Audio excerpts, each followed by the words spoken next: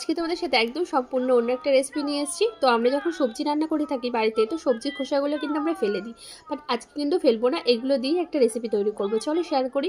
প্রথমে আমি নিয়েছিলাম কলার খোসা, কুমড়োর খোসা, আলুর খোসা, বেশ ভালো করে ধুয়ে ওটাকে কিন্তু আমি সেদ্ধ করে নিয়েছি। তারপরে আমি মিক্সার জারের মধ্যে দিয়ে দিয়েছি, ওর মধ্যে দিয়েছি একটু সামান্য হলুদ গুঁড়ো, একটু জিরে গুঁড়ো, একটু সামান্য লবণ দিয়ে অল্প একটু জল দিয়ে পেস্ট করে নিয়েছি। তারপরে দেখো আমি কড়াটা বেশ ভালো করে গরম হয়ে যেতে ওর মধ্যে অ্যাড করে দিয়েছি সর্ষের তেল, দিয়েছিলাম কালো জিরে ফোড়ন, আর দিয়েছিলাম একটু শুকনো লঙ্কা ফোড়ন দিয়ে আমি ওটাকে একটু নাড়িয়ে তার সাথে সাথে আমি ওখানে অ্যাড করে দিয়েছি পেঁয়াজ কুচি, রসুন কুচি আর লঙ্কা কুচি একসাথে দিয়ে বেশ গরম করে একটু ভাজা ভাজা হয়ে গেলে ওর মধ্যে অ্যাড করে দিয়েছি ওই সবজির খোসার পেস্টটা। দেওয়ার পরে কিন্তু একসাথে নাড়তে হবে, সামান্য একটু মিষ্টি আর একটু লবণ দিয়ে ব্যালেন্স করে দিতে হবে। তারপরে দেখো এর মধ্যে আর কিছু অ্যাড করবো না, এটা কন্টিনিউ এটা নাড়তে থাকবো যতক্ষণ পর্যন্ত না এটা একদম শুকিয়ে আসে। এটা শুকনো হয়ে গেলে দারুণ লাগে গরম ভাতে, কিন্তু অবশ্যই তোমরা বাড়িতে একবার ট্রাই করতে পারো। আমিও ফার্স্ট টাইম বানিয়েছি, দারুণ টেস্টি ছিল, অবশ্যই কিন্তু বানিও। যদি ভালো লেগে থাকে অবশ্যই লাইক কমেন্ট করার অনুরোধ রইল। সবাই খুব ভালো থাকো, সুস্থ থাকো, টাটা।